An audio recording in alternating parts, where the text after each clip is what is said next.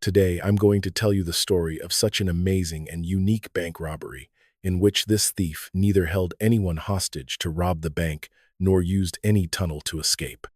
Instead, this thief used black magic to steal $240 million from the bank.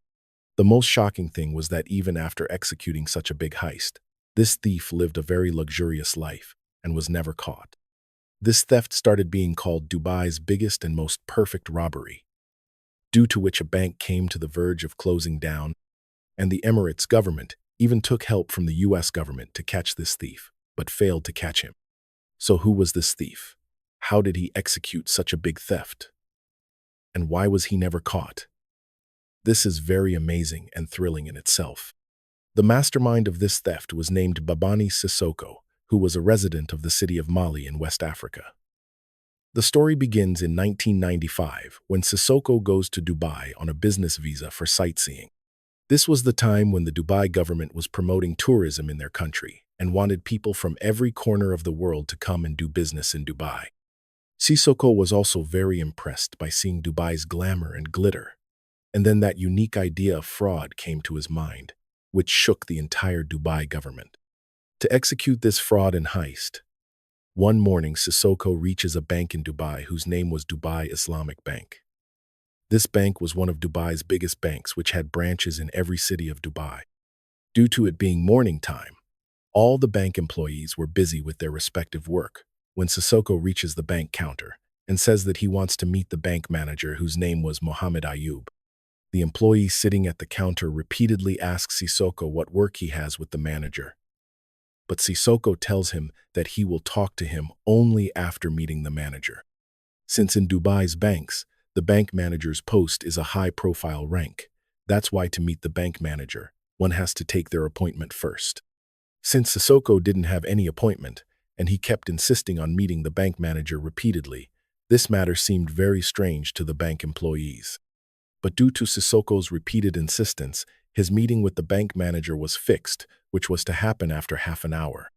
As soon as he meets Sissoko, the bank manager asks him why he wanted to meet him, in response to which Sissoko tells him that he needs a car loan, since having a job or some income was very necessary to get a car loan. And Sissoko, who was neither a resident of Dubai nor had just come here, the bank manager refuses to give him a car loan. But Sissoko somehow traps that bank manager in his words and convinces him to agree to give the car loan. After this meeting, Sissoko thanks the bank manager and invites him to his house for dinner. At first, the bank manager doesn't agree to this dinner invitation. But when Sissoko tells him that he is going to show him something at his house that he has never seen in his life, then the bank manager agrees to this dinner invitation. After hearing this, bank manager Ayub's interest kept increasing about what Sissoko was going to show him. And finally that night, he reaches Sissoko's house for dinner. As soon as the bank manager reaches Sissoko's house, Sissoko welcomes him, and after talking for some time, Sissoko takes him to a room which was quite dark and was completely filled with smoke and some items. Seeing this, bank manager Ayub gets very scared, and then Sissoko tells him something that Ayub can't believe his ears after hearing. Sissoko tells Ayub that he is a magician who doubles money using genies. This meant that whatever money he was given, he would double it and return it. Ayub was listening to Sissoko's words very carefully, and the atmosphere of that room was also forcing him to think whether there was any truth in Sissoko's words. And to clear his doubt, Ayub asks one of his relatives to bring 100,000 dirhams. As soon as this money arrives, Ayub gives this money to Sissoko, and both of them go inside that dark and smoke-filled room, which looked exactly like a magician's room. After going inside, Sissoko sits in the middle of that room with that money, and within a short time, music starts playing inside that room.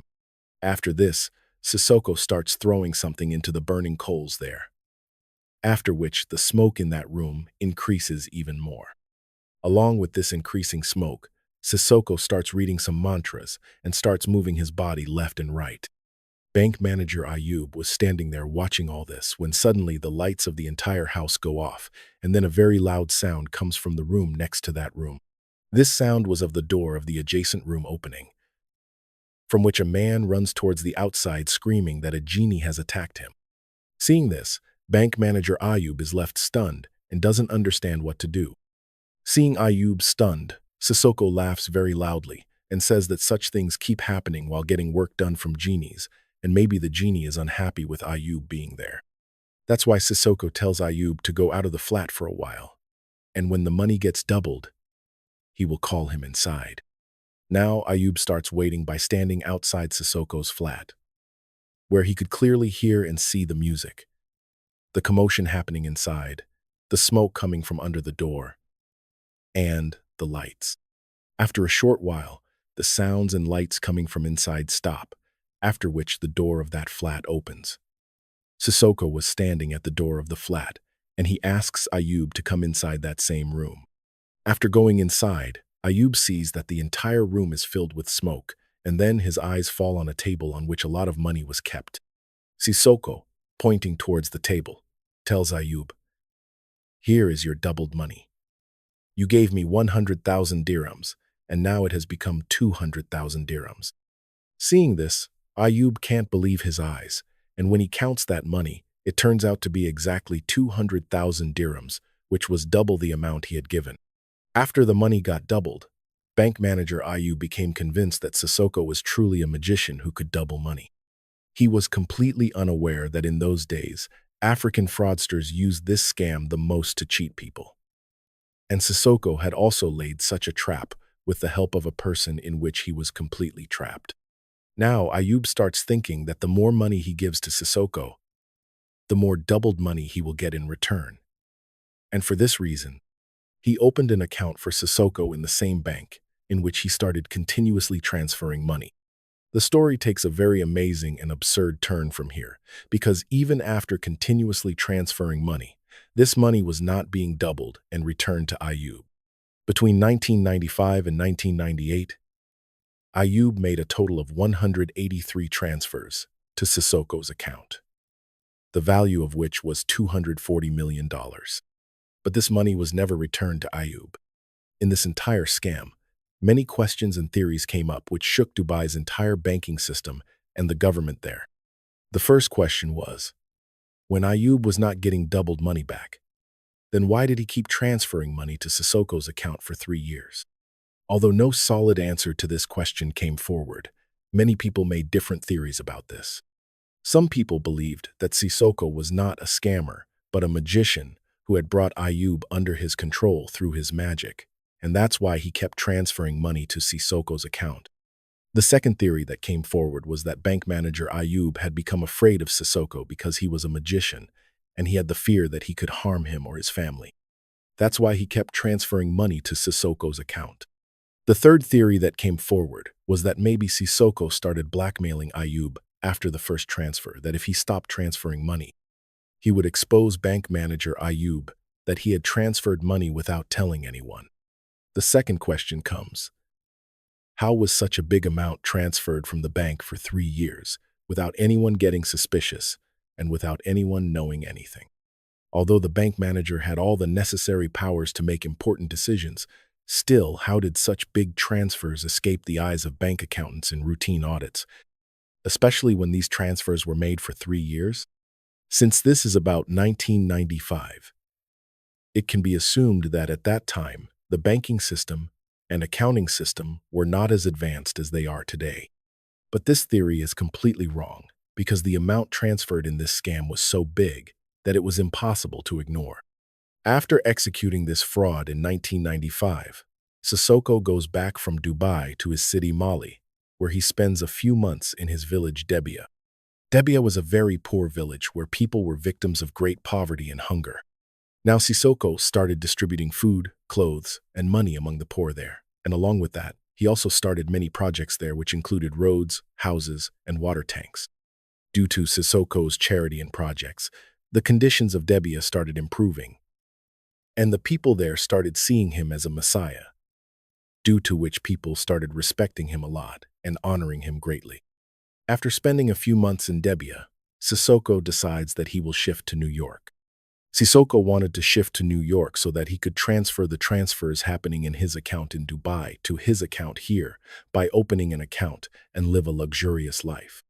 After reaching New York, Sissoko opens his account in Citibank and, by showing the glamour of his wealth, convinces an employee there to marry him. Although that employee knew very well that Sissoko had other wives in Africa too.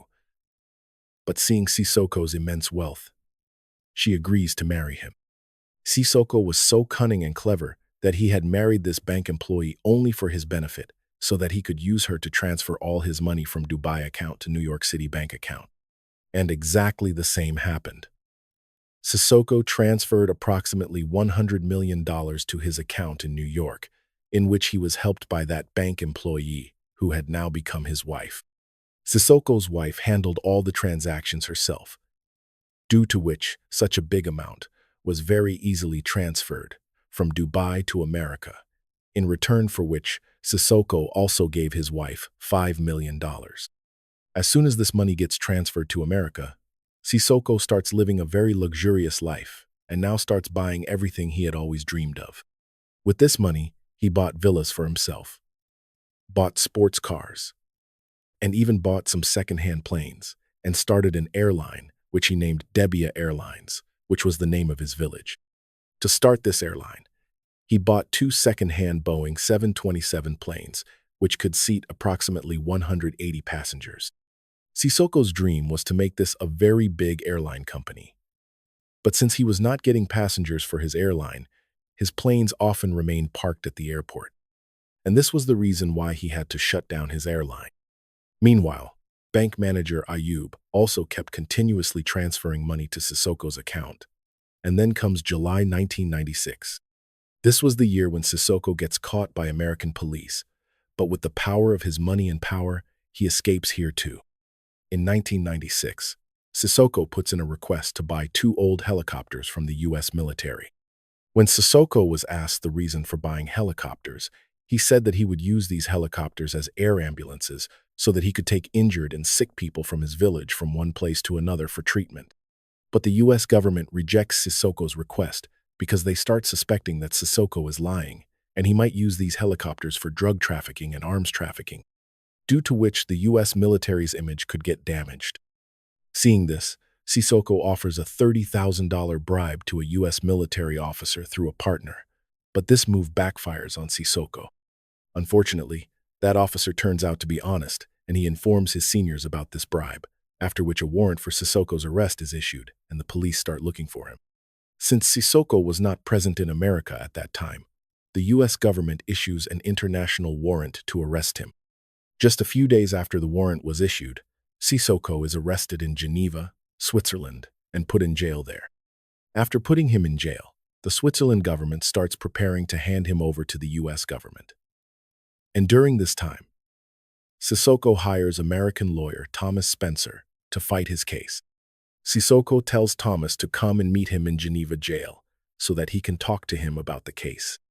After reaching Geneva, Thomas meets Sissoko in jail, where both of them discuss the case and legal procedures, and just a few days later, Sissoko is deported from Switzerland to America.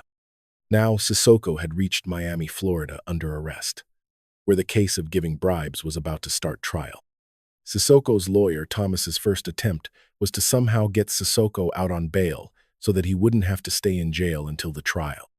Although the opposition lawyer was repeatedly emphasizing the demand to reject the bail because his belief was that if Sissoko got bail, he would flee America. But with the power of his money and connections, Sissoko succeeds in getting bail. During the bail hearing, Sissoko's lawyer plays a trick. He brings some politicians and powerful people to court for testimony, with whom Sissoko had made connections with the power of his money. All these politicians and powerful people testify in favor of Sissoko that he is a very respectable man, and after getting bail, he will not flee America. The judge had also never seen so many politicians come to court.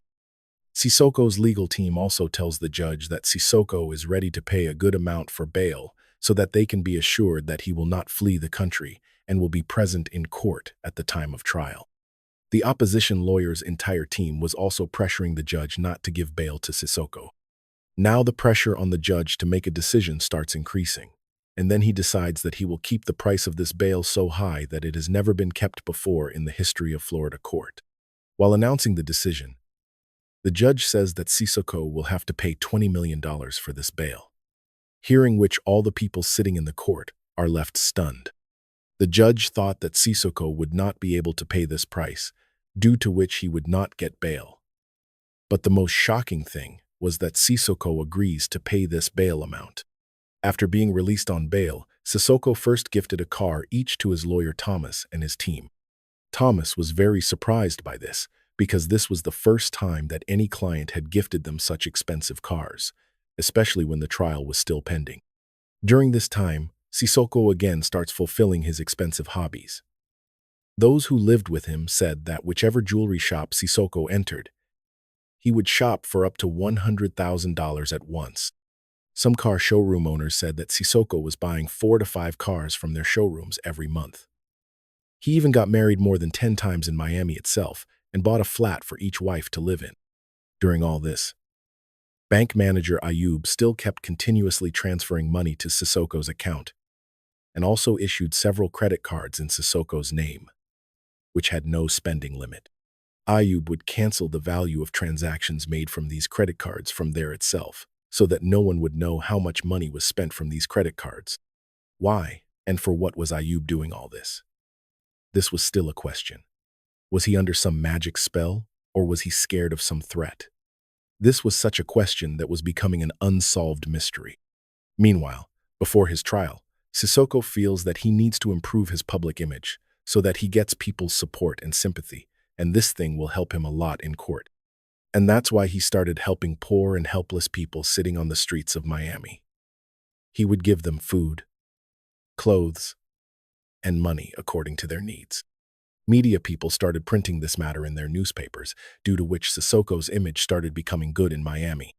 In March 1997, the hearing of the bribery case begins. Sissoko's lawyer tells him to deny any kind of charges in court.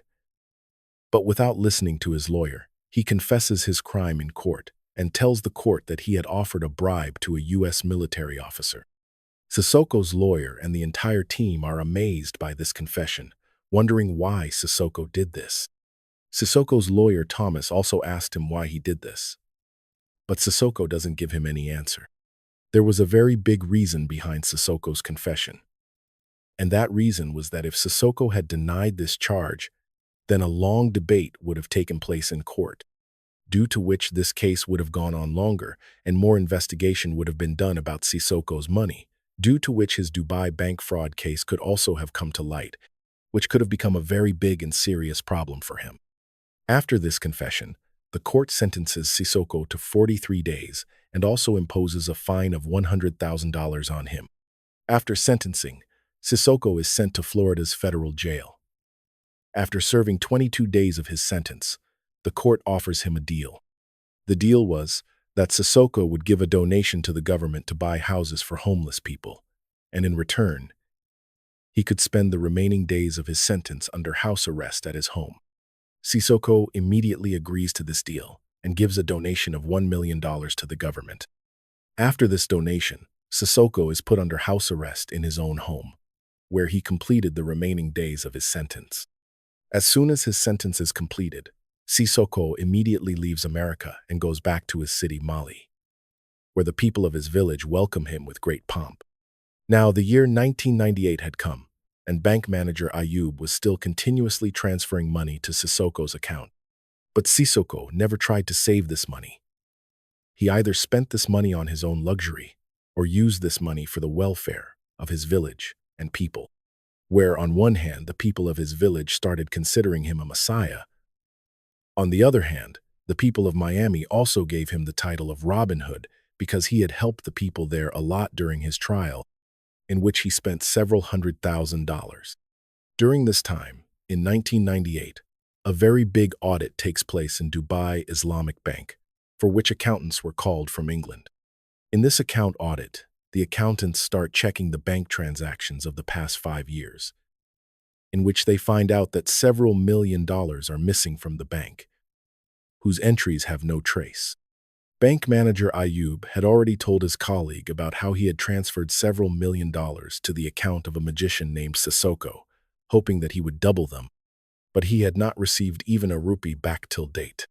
When Ayub's colleague asks him how much amount he had transferred in total, then Ayub cannot muster the courage to tell this amount and writes that amount on a paper, which said 890 million dirhams, which was approximately equal to $240 million. Seeing this, the ground slips from under Ayub's colleague's feet, and he starts feeling that now this bank will sink. As soon as this news started spreading outside, the bank's customers started standing outside the bank and protesting, demanding the return of their deposited money. Seeing the bank crisis and the increasing protest of the bank's customers, the Dubai government decides to intervene. The next day, this news is printed in the newspaper that everything is under control, and the responsibility of keeping their deposits safe lies with the Dubai government and the central bank. It was also printed in the newspaper that the investigation of this fraud is going on, and bank manager Ayub has been arrested. Since this was a private bank, most of the loss due to this fraud was compensated by the bank owners, and the remaining loss was compensated by the Dubai government, in return for which they took a big share of the bank in their name. In this investigation, as soon as information about Sissoko's New York City bank account is found out, Dubai Islamic Bank files a case against Citibank. In this case, Dubai Islamic Bank accused Citibank of money laundering by accepting such big amount transfers in their bank accounts and demanded $51 million from them to compensate for their loss. The investigation agency that Dubai Islamic Bank had hired in America found in their investigation that bank manager Ayub had not taken any advantage from this scam, and all this money had been transferred to Sissoko's account, in which he was helped by a bank employee who was also his wife. As soon as this is found out, Interpol issues an international warrant for Sissoko's arrest. This meant that now, wherever he would travel, he would be caught. But Sissoko knew very well that Mali did not have an extradition treaty with any country, which clearly meant that no other country could bring wanted criminals from Mali to their country. And this was the reason why Sissoko was staying in Mali itself. To protect himself from any kind of danger, Sissoko played one more move. In 2002, he bought a parliament election ticket, and since the people there already considered him a messiah, he won the election very easily and became a member of the Mali parliament. Although in the coming years, Sissoko's wealth decreased a lot because he had spent this money lavishly. And now he was not able to do anything for the people, due to which his fame decreased a lot, and he lost the parliament election in 2014. After losing the election, he again went to his village Debia, where he spent his remaining life. In 2018, a BBC reporter succeeds in reaching Sissoko and convinces him to give an interview. Sissoko had given only this one interview in his entire life, in which he made many revelations. In his interview, Sissoko told that at one time he had immense wealth, which was around $240 million. When the reporter asked him about this money, he said that he had spent all this money. When the reporter asked another question about Dubai Islamic Bank, Sissoko said that his conversation with the bank manager there was only about a car loan and nothing more. When the reporter asked Sissoko about $240 million in black magic, he laughed very loudly and said that nothing like that happened. And if he could double money with magic, then what was the need to rob banks? And he also said that the investigation team should ask the bank employees where such a big amount went. In this entire scam, bank manager Ayub, the bank employee whom Sissoko married, and two other employees of Citibank who had supported Sissoko's wife in executing these transfers, all of them were sent to jail. And this question always remained as a question. Why did Ayub keep transferring money to Sissoko's account for 3 years when he didn't get even a penny in return? Sissoko lived his entire life freely in his village, Debia, even after executing such a big scam, and he died in 2021. How did you like this story? Please write and tell me in the comment section. Like and subscribe to the channel. See you in the next video.